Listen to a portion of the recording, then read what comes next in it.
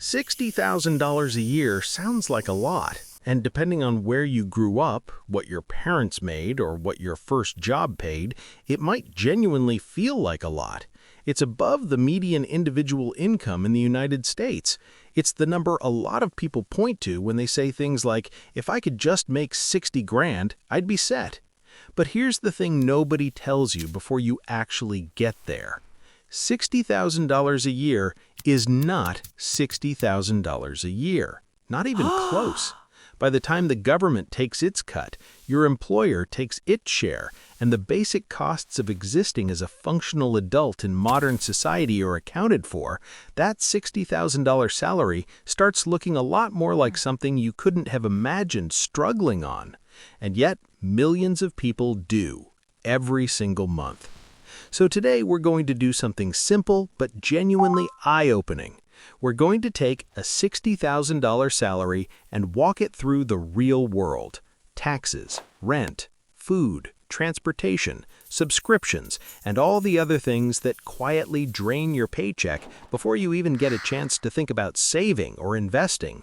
Because the gap between what you earn on paper and what you actually have to work with is one of the most important numbers in your financial life, and most people have never actually sat down and done the math. Let's do the math. Step 1. The government gets paid first. Before you see a single dollar of that $60,000, the tax system has already made its move. And this is where most people's understanding of their own income completely falls apart.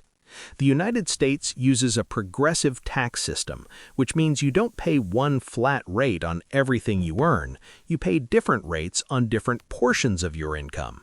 The first chunk gets taxed at 10%, the next chunk at 12%, and so on up the ladder.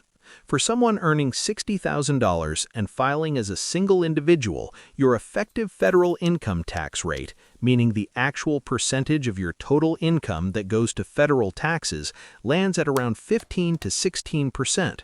That works out to roughly $9,000 in federal income tax.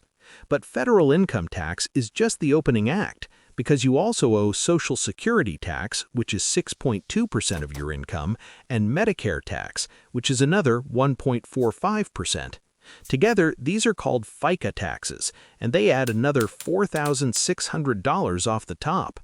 And then there's state income tax, which varies wildly depending on where you live.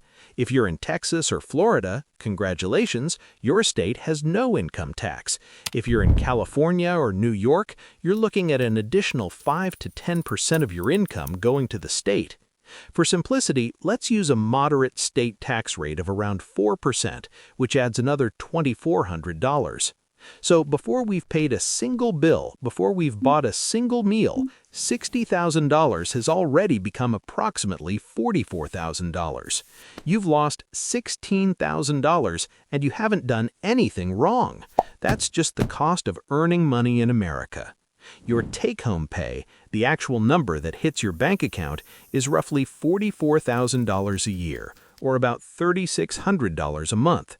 $3,600. That's what $60,000 a year actually means in practice. That's your real number. That's what you have to work with. Step 2. Housing takes the biggest bite. The general rule of thumb in personal finance is that you shouldn't spend more than 30% of your gross income on housing. 30% of $60,000 is $1,800 a month, which sounds reasonable until you try to actually rent an apartment in almost any city in America right now. The median rent for a one-bedroom apartment in the United States is currently hovering around $1,500 to $1,700 a month in most mid-sized cities. In major metros like New York, San Francisco, Los Angeles, or Miami, you can easily double that number and still end up with a shoebox. Let's use $1,500 a month as a baseline. That's a reasonable one-bedroom in a mid-sized city. Nothing fancy, no doorman, no rooftop pool, just a place to sleep that doesn't require a roommate. $1,500 a month is $18,000 a year. That's 41% of your actual take-home pay gone on rent alone. And that's the conservative scenario. Now subtract rent from your monthly take-home. $3,600 minus $1,500 leaves you with $2,100. That's what you have left after taxes and rent to cover everything else, every single thing. Step 3. The essentials stack up fast. Car payment or transportation. If you own a car, the average monthly payment on a new vehicle right now is around $700. Used cars are somewhat better, but still averaging around $500. Add insurance on top of that, which runs between $100 and $200 a month, depending on your age, location, and driving history, and transportation alone is costing you somewhere between $600 and $900 a month. Let's call it $700. Conservative. $2,100 minus $700 leaves you with $1,400. Groceries. The average single adult in the United States spends between $300 and $400 a month on groceries, and that assumes you're cooking at home consistently and not just defaulting to DoorDash every time you've had a long day at work. Let's say $300. $1,400 minus $300 leaves $1,100. Utilities. Electric, gas, water, internet. In most places, this runs between $150 and $250 a month, depending on the season and your usage. Call it $200. $1,100 minus $200 leaves $900. Phone bill. The average American pays around $100 a month for their cell phone plan. $900 minus $100 leaves $800. Health insurance. If your employer offers coverage, you're likely paying somewhere between $150 and $300 a month for your share of the premium, depending on your plan. Let's use $150 as a baseline. $800 minus $150 leaves $650. Step 4. The death by 1,000 subscriptions. This is where it gets quietly painful, because nobody has just one subscription anymore. Netflix, Spotify, Hulu, Amazon Prime, the gym membership you use twice a month and feel too guilty to cancel, the meal kit service you signed up for during a moment of optimistic ambition, YouTube Premium because the ads finally broke you, cloud storage because your phone ran out of space, that app you downloaded 18 months ago and completely forgot about that's been charging you $8 a month ever since. The average American spends around $240 a month on subscription services. Most people, when surveyed, dramatically underestimate this number. They think they're spending around $80.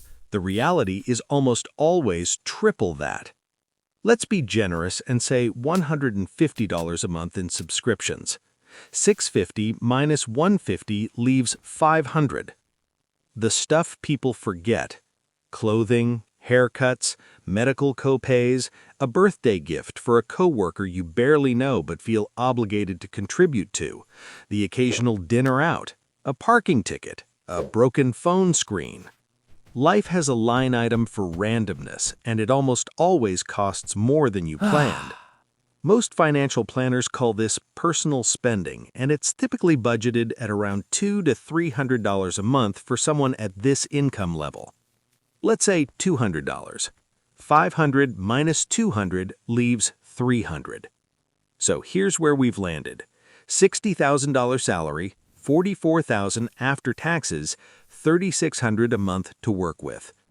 After rent, car, groceries, utilities, phone, health insurance, subscriptions, and basic personal spending, you have approximately $300 left per month. $300 on a $60,000 salary.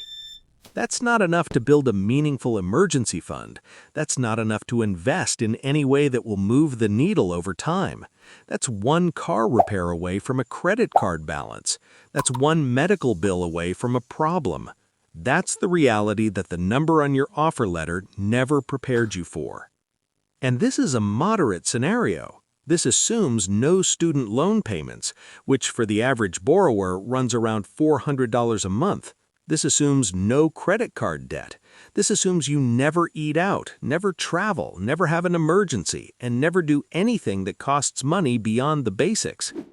Add student loans, and that $300 becomes minus $100 every month.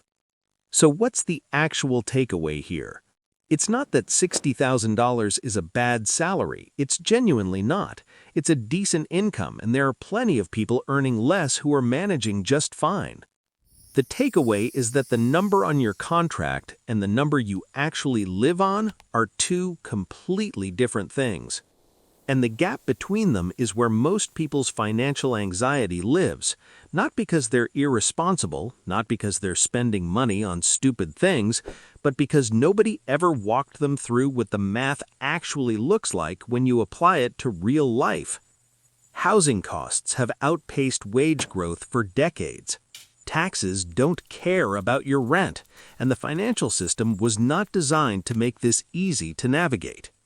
Understanding your real number, not your salary, but your actual monthly take-home after every obligation, is the starting point for everything else. Budgeting, investing, saving, building any kind of financial stability. It all starts with knowing what you're actually working with. Because you can't build a plan around a number that isn't real. So, what does your real number look like?